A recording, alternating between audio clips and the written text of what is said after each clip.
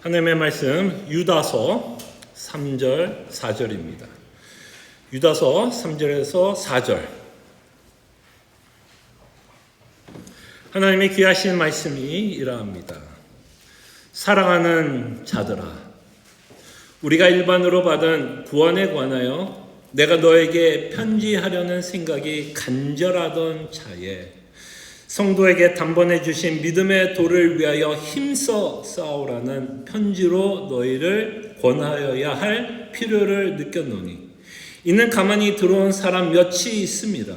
그들은 옛적부터 판결을 받기로 미리 기록된 자니 경건하지 아니하여 우리 하나님의 은혜를 도리어 방탕한 것으로 바꾸고 홀로 하나이신 주제 곧 우리 주 예수 그리스도를 부인하는 자니라. 아멘. 우리는 신약성경 중에서 가장 짧은 책을 살펴보고 있습니다. 비록 양에서는 짧을 수 있으나 이 유다서도 우리에게 강력한 메시지를 전하고 있다는 것 잊지 말아 주시기를 바랍니다. 이 짧은 편지 속에서는 당시 교회가 직면한 심각한 영적 위기를 기록하고 있습니다. 그것에 대해서 유다서는 힘써 싸우라라고 말씀합니다. 우리 모두에게 주시는 하나님의 강력한 그리고 간절한 권면이 이 유다서를 통해서 우리에게 말씀하고 있습니다. 유다는 단순한 경고를 넘어 하나님께서 주신 구원을 힘써 지키기 위해서 싸워야 한다라고 우리에게 강력하게 권면하고 있습니다. 지금 이 시대 역시 유다서가 쓰여졌던 그때처럼 복음이 왜곡되고 은혜가 오용되는 시대입니다. 이 편지는 이 당시에 있는 교회들에게만 쓰여진 편지가 아니라 이 편지를 모두 읽고 있는 지금 현재의 교회에게도 적용이 되고 있다면 이 당시에 있었던 문제는 여전히 현대 교회에서도 찾아볼 수 있는 문제라는 것으로 우리는 생각해 볼 수 있습니다. 그렇게 오늘 본문은 단지 과거의 경고가 아니라 우리 모두에게 주시는 지금 하나님이 우리에게 주시는 꼭 필요한 경고의 메시지가 될 수 있습니다. 유다는요, 하나님께서 주신 그 사랑으로 우리에게 지금 편지를 쓰고 있습니다. 그래서 이 3절을 이렇게 시작하고 있잖아요. 사랑하는 자들아, 사랑하는 자들아. 근데 이 말은 유다 개인이 이 편지를 읽고 있는 자들에게 고백하고 있는 사랑의 고백이 아니라 사실은 유다를 빌어서 누가 하는 고백일까요? 누가 하는 고백일까요? 하나님이. 그죠? 유다의 입을 통해서, 유다의 펜을 통해서 하나님이 우리에게 사랑을 고백하고 있다는 걸 보셨으면 좋겠어요. 사랑하는 자들아. 정말 이것보다 더 따뜻하고 위로가 되며 우리에게 격려가 되는 말이 또 있을까요? 천지를 지으신 하나님이 우리에게 사랑을 고백합니다. 사랑하는 자들아. 사랑하는 자들아. 그랬을 때 구원을 받은 모든 자들은 하나님의 사랑을 이미 받고 있습니다. 우리는 십자가를 통해 하나님의 사랑이 확증되었다고 말씀하고 우리가 십자가를 믿는다라는 말에는 그의 사랑을 지금 우리가 받고 있다라고 우리는 고백합니다. 정말 이 사랑은 우리의 마음에 큰 감동도 주고 감화도 주지만 이 사랑은 우리로 하여금 이 땅에 살아갈 동기도 줍니다. 힘도 주고요. 능력도 주고 우리의 무릎이 피곤해서 쓰러지려고 할 때 하나님이 우리에게 사랑을 고백할 때 다시 한번 우리의 피곤한 무릎을 세우고 하나님이 원하는 사랑을, 하나님이 원하는 삶을 살아가게 됩니다. 참으로 우리가 매일매일 살아가면서 우리가 매일 경험하기를 원하는 것, 하나님이 얼마나 우리를 사랑하고 있는지를 정말 우리가 매일매일 맛보면서 살아갈 때 어쩌면 이것보다 더 큰 축복은 없지 않을까 생각합니다. 기억하십시오. 사랑하는 자들아. 사랑하는 자들아. 근데 유다는 원래 하고 싶었던 말이 있었어요. 그죠? 유다는 원래 이 편지를 쓰면서 하고 싶은 말이 있었습니다. 유다는 원래 우리가 받은 구원에 대해서 깊이 이야기하고 싶었어요. 우리가 받은 구원이 얼마나 풍성한지, 우리가 받은 은혜가 얼마나 대단한지 그는 이 편지를 통해서 우리에게 말씀하고 싶었습니다. 우리가 받은 구원, 우리가 받은 구원에 관해서 이야기하고 싶어 했습니다. 그럴 때 목사가 여러분 앞에서 설교할 때 가장 중점적으로 해야 되는 메시지가 있다면 뭘까요? 여러분들에게 매주마다 제가 적어도 여러분들에게 어떤 메시지로 여러분들에게 말씀을 선포해야 될까요? 우리가 받은 구원. 우리가 받은 구원. 정말 우리가 받은 구원이 얼마나 대단한지, 우리가 이 땅에서 누리는 어떤 것보다, 우리가 이 땅에서 누리는 어떤 가치 있는 것보다 우리가 받은 구원이 얼마나 대단하고, 우리가 받은 사랑이 얼마나 대단하고, 우리가 받은 은혜가 얼마나 대단한지, 그것이 바로 목사가 매주 여러분들에게 선포해야 될 하나님의 말씀의 가장 중요하고 중점적인 메시지가 되어야 하고, 또한 성도는 우리가 받은 구원을 매주마다 듣고 싶은 마음으로 우리는 말씀을 기대합니다. 그래서 우리는 이거에 같은 마음을 좀 가졌으면 좋겠어요. 같은 마음. 저는 구원의 메시지를 전하고, 또한 여기 계신 분들은 구원의 메시지를 듣고 싶은 마음. 같은 마음으로 저희들이 이 말씀을 끊임없이 상고했으면 합니다. 자, 그런데 이 편지를 받고 있는 교회에 심각한 문제가 발생하고 있다는 걸 유다가 접하게 됩니다. 그래서 그는 편지의 방향을 바꾸어 문제를 다루고 있다는 것을 보게 됩니다. 자, 비록 구원에 관한 내용을 더 이상 이어가지는 못하고 있지만 저희들은 기억했으면 합니다. 유다서 1절과 2절을 통해서 이미 우리가 받은 구원에 관해서 유다는 우리에게 선포하고 있었다는 것 기억해 주시길 바랍니다. 창세전에 하나님이 우리를 부르셨고, 그리스도 안에 우리는 사랑을 누리고 있고, 지금도 하나님께서는 우리의 믿음을 지켜주시고 있다라는 이 엄청난 은혜를 우리는 1절과 2절을 통해서 이미 살펴보았고, 유다는 이미 우리가 받은 구원에 관해서 말씀하고 있었다라는 것 기억해 주시고, 2절을 통해서 유다는 우리에게 축복의 메시지를 전합니다. 축도하고 있는 느낌을 받게 됩니다. 어떤 식으로 얘기해요? 하나님께서 베푸신 그 은혜를 더 많이 받기를 원한다라고 말씀합니다. 정말 이것이 우리의 삶의 중심이 되었으면 좋겠어요. 정말 우리가 매일매일 은혜 받기를 소원하는 자가 되었으면 합니다.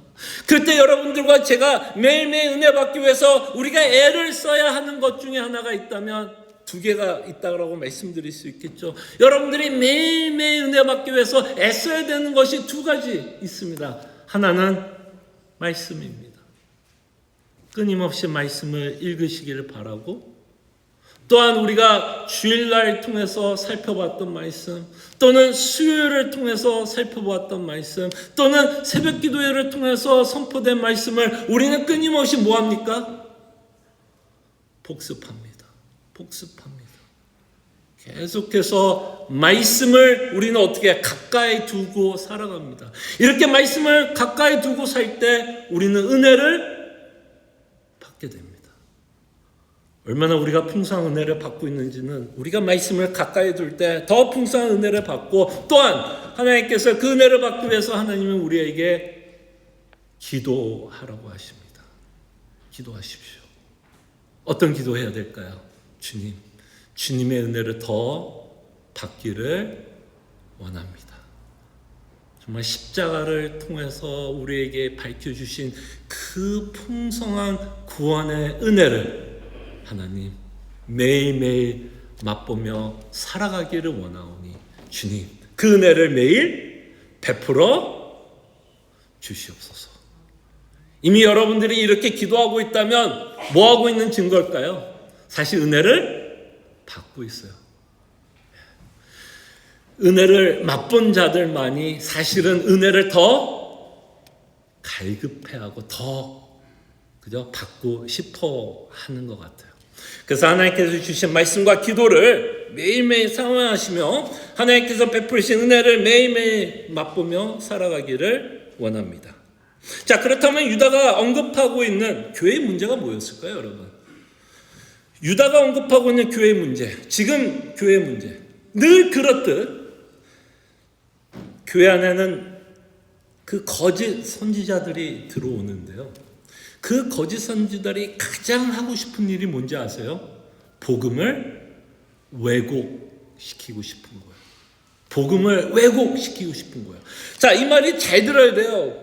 복음을 완전히 이단처럼 가리키는 게 아니라 복음을 전하는 것 같지만 살짝 비틀어서 우리를 뭐 하려고 그럴까요? 속이려고 하는 거예요. 속이려고. 그렇게 살짝 비틀어서 우리를 속여서 우리로 하여금 우리가 받은 복음, 우리가 받은 구원의 기쁨을 누리지 못하도록. 여러분, 사탄이 여러분들에게 하고 싶은 일 중에 가장 큰 일이 뭘 것 같아요, 여러분? 지금도 사탄이 살아 움직여서 여러분들을 끊임없이 속이고 싶은 것이 있다면 뭐라고 생각하십니까? 여러분들이 받은 구원의 기쁨을 누리지 못하도록. 못하도록 끊임없이 여러분들을 속이려 둘 것입니다.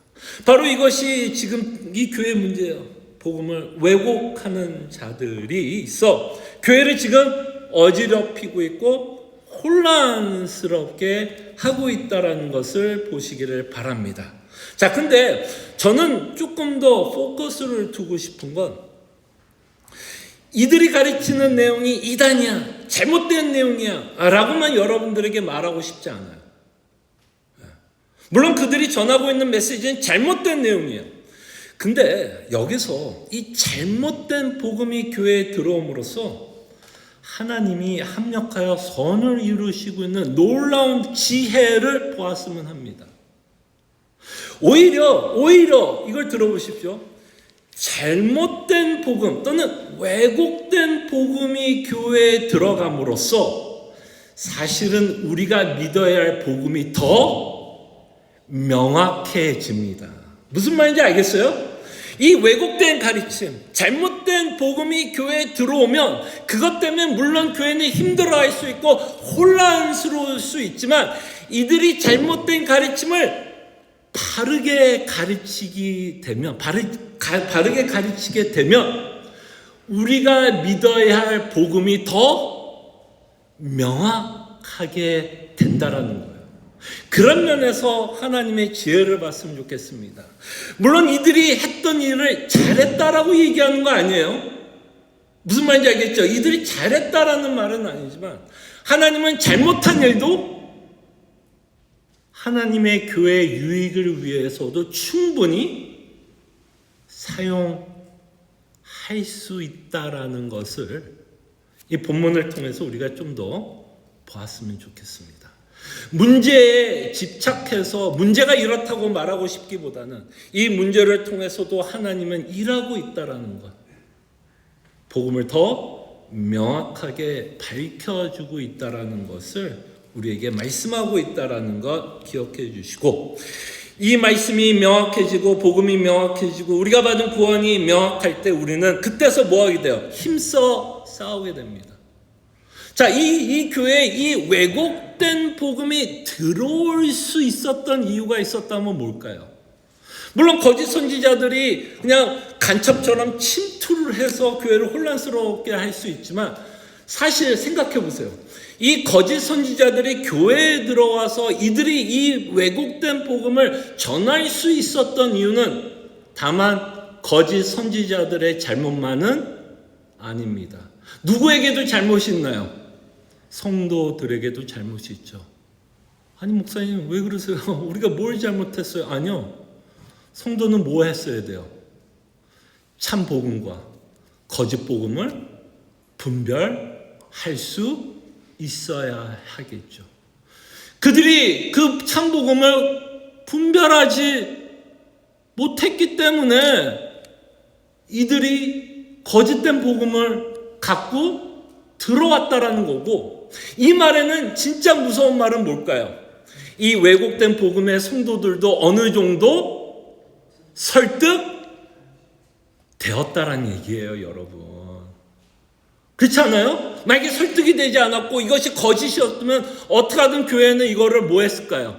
저항했겠죠. 어떻게 하든 쫓아내려고 했겠죠.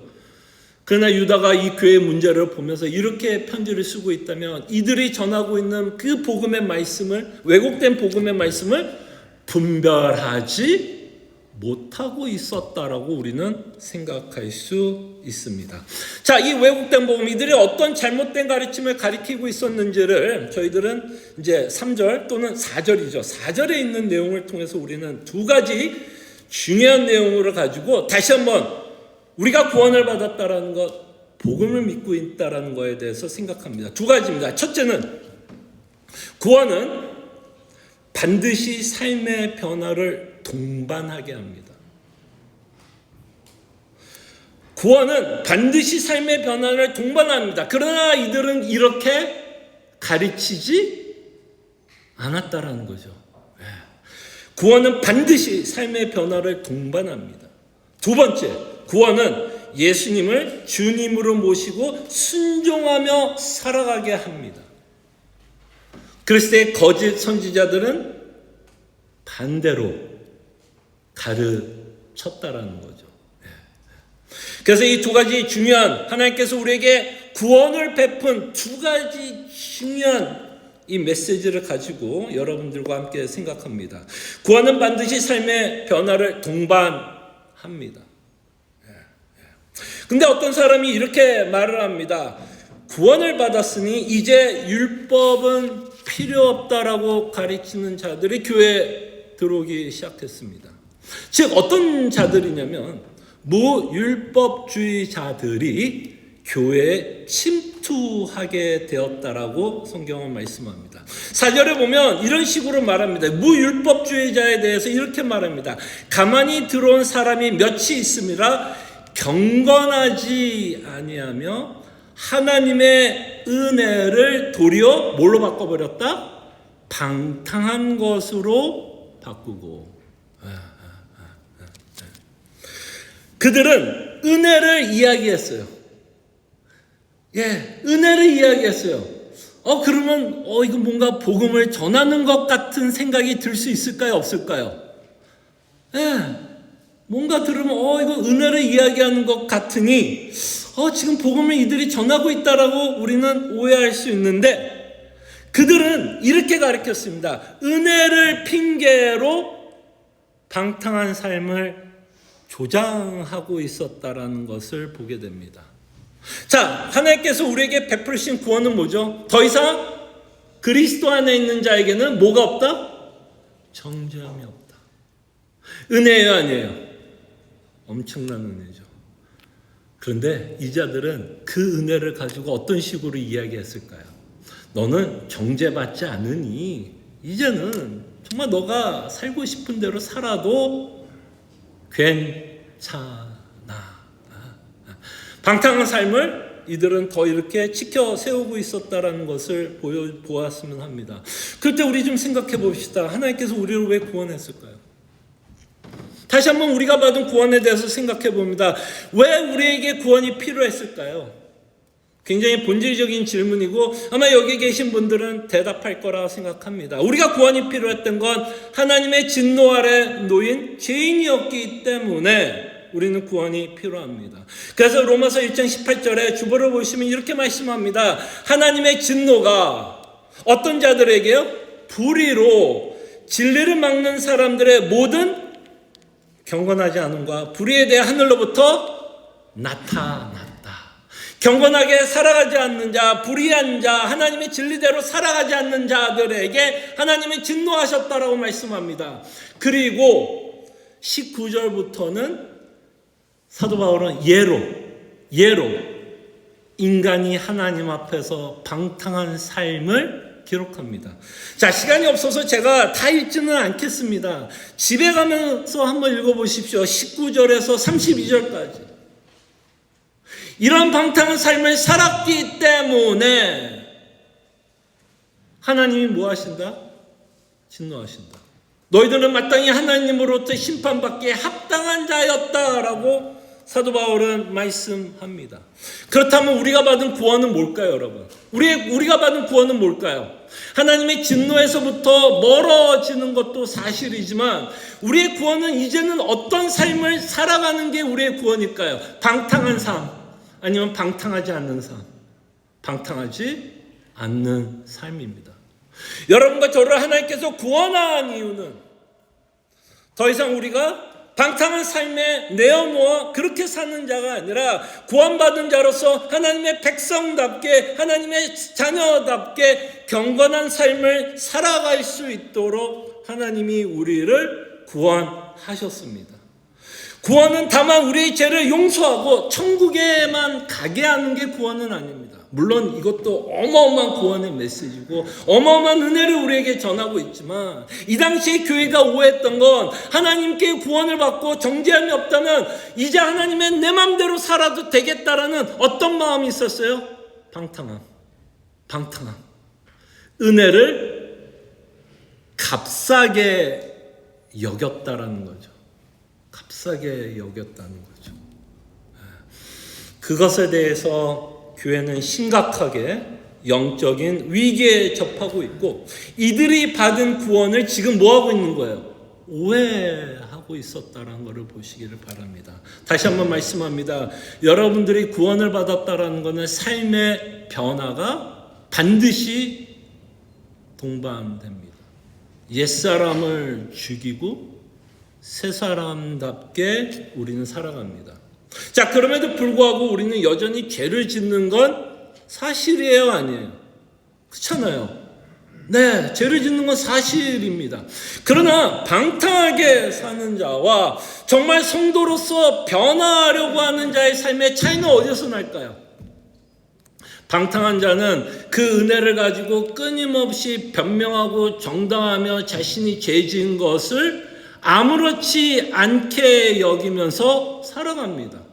그래도 여전히 자신은 구원을 받을 거라는 거짓 확신 가운데 살아가는데 정말 구원을 받고 변화를 소원하는 자들은요, 그들의 삶 가운데 어떤 열매를 맺고 살아갈까요? 죄를 지을 때 회개하면서 살아갑니다. 반드시 회개의 열매를 맺게 됩니다. 왜 회개의 열매를 맺게 돼요? 주님께서 나를 구원하신 이유가 내 삶이 변하기를 원했고 방탕하지 않기를 원했고 경건하게 살기를 원하는데 그렇게 살아가지 못하고 있는 내 모습을 보면서 우리는 뭐합니까? 마음 아파합니다. 애통합니다. 그럼에도 불구하고 우리가 하나님 앞에 자신 있게 가는 건 하나님께서 나를 정죄하지 않겠다라고 하는 그 약속 때문에 우리는 다시 한번 하나님께 담대하게 나가지만 우리는 여기서 끝나지 않습니다. 진심으로 회개한 자는 적어도 어떤 생각을 할까요? 이렇게 살면 안 되는구나. 맞아, 이러면 안 되지. 맞아, 내가 구원받은 자인데 하나님께서 나를 구원한 이유가 이렇게 살지 않게 하게끔 하기 위해서 나를 구원하셨다면 어떻게든 우리는 뭐 할까요? 결단합니다. 결단하게 돼요. 이러면 안 되고 하나님이 요구하는 삶을 살아가려고 부득 애를 씁니다. 이게 바로 구원받은 자와 구원받지 않는 자의 차이입니다. 구원받지 않으면서 구원받은 척하는 사람들은 끊임없이 방탕한 삶을 삽니다. 정당화하고 합리화하며 주께서 베풀으신 은혜를 아주 값싸게 생각하면서 생활하지만 정말 구원받은 자들은 자신이 지은 죄 때문에 너무너무 아파하고 하나님의 뜻대로 살아가지 못하고 있는 자신의 모습을 보면서 주 앞에서 회개하고 주의 은혜로 말미암아 다시 한번 해보겠다라는 강한 결심과 내 삶을 돌이키려고 애를 쓰게 됩니다. 자, 이런 삶을 살다 보면, 그죠? 참 생각해 보세요. 이런 삶을 살다 보면 그의 삶의 변화가 조금씩 일어날까요? 안 일어날까요? 물론 더딜 수도 있어요. 그죠? 누구는 조금 더 빨리 돌아설 수도 있고 결단하면서 삶에 적용할 수도 있을 거예요. 시간을 갖고 이야기하는 거 아닙니다. 그러나 여러분들이 참으로 회개의 삶을 살아간다면 여러분들의 삶에 당연히 어떤 모습이 나타날까요? 삶의 변화가 일어나게 되고, 더 놀라운 사실은 뭔지 아십니까? 여러분들의 삶의 변화가 일어나면 사실은 옆에 있는 사람도 알아본다 못 알아본다, 알아본다 못 알아본다, 사실 알아봐요. 그럴 때 예수님이 이런 말을 하죠. 열매로 알아본다고 얘기하잖아요. 열매를 통해서 우리가 변했다라는 거 알아보지만 내가 열매를 맺고 있다면 옆에 있는 사람도, 여러분들의 부인, 여러분들의 남편, 여러분들의 자녀, 누구든 여러분들과 시간을 많이 보내는 자들은 분명히 여러분들의 변한 삶을 알아보게 될 것입니다. 그래서 우리는 무율법주의자로 절대로 살 수 없습니다. 근데 이제 정말 중요한 사실 하나만 더 짚고 넘어가겠습니다. 자, 진짜 중요한 말은 유다가 이 말을 하고 싶었던 것 같아요. 무율법주의자들은 단순히 율법을 무시하는 것을 넘습니다. 그냥 방탕하게 살아가는 것 이상의 이야기를 하고 있습니다. 여러분, 무율법주의로 살아가고 내 마음대로 살아간다면, 그죠? 내 마음대로 살아간다면 여러분과 제가 무엇을 거부하면서 살아가는 자일까요? 실질적으로 예수를 주라 부인하면서 사는 자입니다. 무슨 말인지 알겠어요? 여러분들과 제가 방탕하게 살아가고 하나님께서 주신 율법을 무시하면서 살아간다라는 이 말에는 우리 마음 깊숙한 곳에 뭐라 그래요? 자, 다시 한번 읽습니다. 우리 하나님의 은혜를 도리어 방탕한 것으로 바꾸고 무율법주의자로 살아간다는 거야. 이 말의 끝은, 이 말에 우리 본질적으로 이렇게 살아가는 자의 진짜 모습을 유다는 이렇게 말합니다. 홀로 하나의 신 주제 곧 우리 주 예수 그리스도를 뭐하는 자? 부인하는 자입니다. 무율법주의자로 살아가는 자들은 아무리 여러분들이 내가 예수를 주라 고백해도 그 자는 예수를 실질적으로 주를 부인하는 자예요. 아니, 예수님을 주님 또는 예수님을 왕이라고 고백하는 자가 예수님이 주신 율법을 어기면서 살아간다고요? 예수님이 주신 율법을 끊임없이 어기고 방탕하게 살아간다고요? 이게 말이 돼야 안 돼요? 말이 되지 않습니다. 그래서 유다는 실질적으로 더 무서운 얘기를 합니다. 무율법주의로 살아가는 자는 예수를 주님으로 모시는 자가 아니라는 거예요. 자, 그렇다면 거꾸로 이야기하자면 정말 구원받은 자들은 어떤 자예요? 정말 구원받은 자는 예수를 주라 고백하는 자입니다. 네, 여러분. 근데 이거는 여러분들의 삶이 좀 증명해 주셔야 돼요. 예수를 주라 고백하는 자들은요, 삶이 좀 증명돼야 돼요. 아까 똑같은 이야기예요. 고백은 충분히 할 수 있습니다. 예수가 나의 주, 예수는 나의 주. 근데 결정적인 모든 순간에는 다 내 마음대로, 내 뜻대로, 내가 원하는 대로, 내 소원대로, 내 계획대로 살아간다면 그 고백은 아무 의미가 없어요. 여러분들이 백날 예수를 주라 고백을 해도 여러분들의 삶에 예수를 주라 모시고 살아가는 그 삶의 변화가 없던지, 아니면 주님께서 주신 율법을 지키려고 애를 쓰고 있는 그 모습이 없다면 예수는 마지막 날에 우리에게 심한 말을 할 수 있을지도 모르겠습니다. 평생 주를 예수라 고백하면서 살아왔는지 몰라도 마지막 날 심판날 우리가 예수 앞에 서게 되면 예수가 우리에게 뭐라 말할 수 있을까요? 나는 너를 도무지 모르는데. 그때 하나님께서 여러분들을 구원한 이유가 뭐예요, 그러면? 여러분, 하나님 여러분 구원한 목적이 뭘까요? 예수를 주로 섬기고 모시고 살아가게 하기 위해서 여러분과 저를 구원하셨다는 겁니다. 자, 이거는 새로운 이야기가 아니에요, 여러분. 이건 새로운 이야기가 아닙니다. 곰곰이 생각해 보십시오. 하나님이 이 세상을 왜 창조했을까? 또는 하나님이 인간을 왜 창조했을까요, 여러분? 하나님이 인간을 창조한 목적이 뭘까요? 인간이 하나님을 섬기며 살아가게끔. 다시 말씀드리면 인간이 하나님을 뭐라 고백하며? 주라, 왕이라 고백하며 살아가게끔 하나님이 인간을 창조했어요.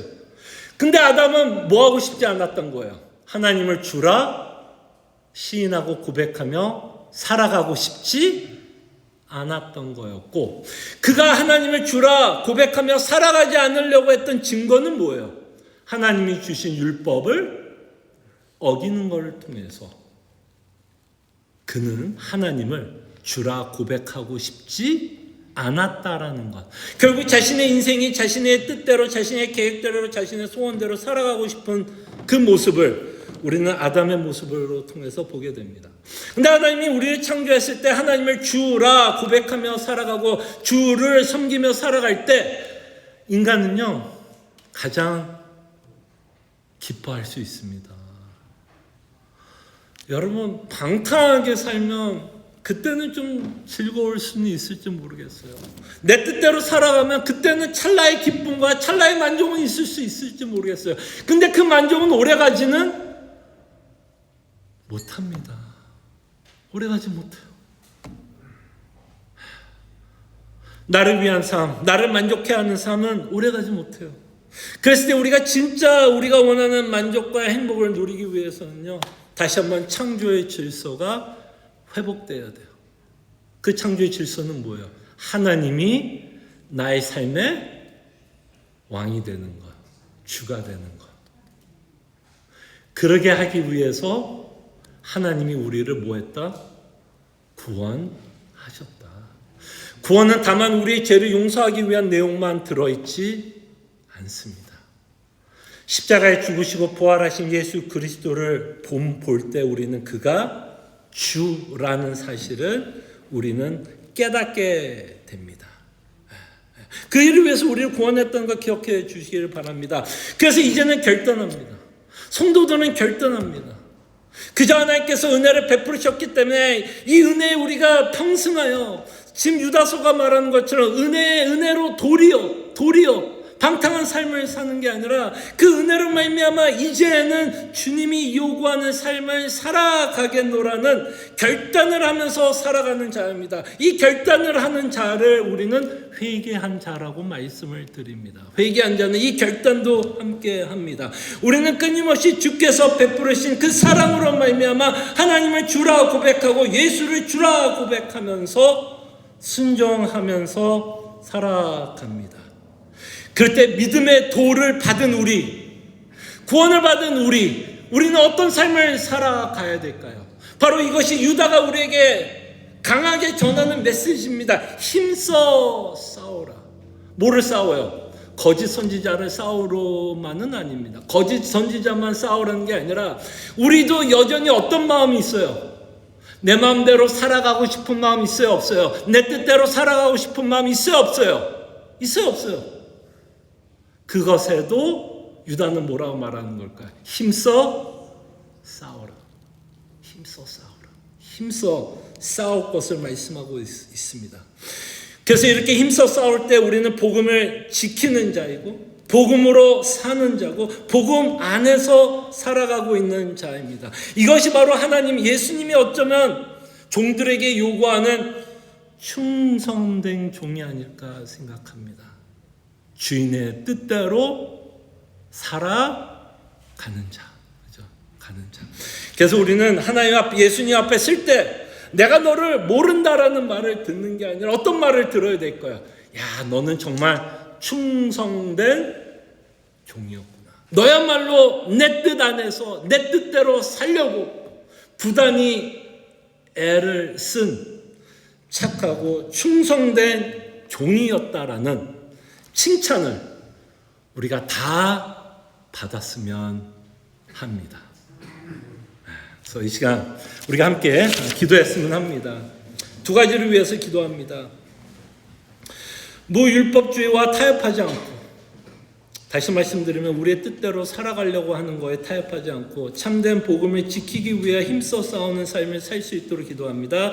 예수님을 삶의 주인으로 모시고 순종의 삶을 살아갈 수 있도록. 그것이 때로는 힘들고 어렵지만 주님께서 베푸신 구원의 은혜를 기억하면서 예수를 주라 고백하고 순종하며 살아갈 수 있는 자들 될 수 있도록 우리가 이 시간 하나님께 기도했으면 합니다. 기도하죠.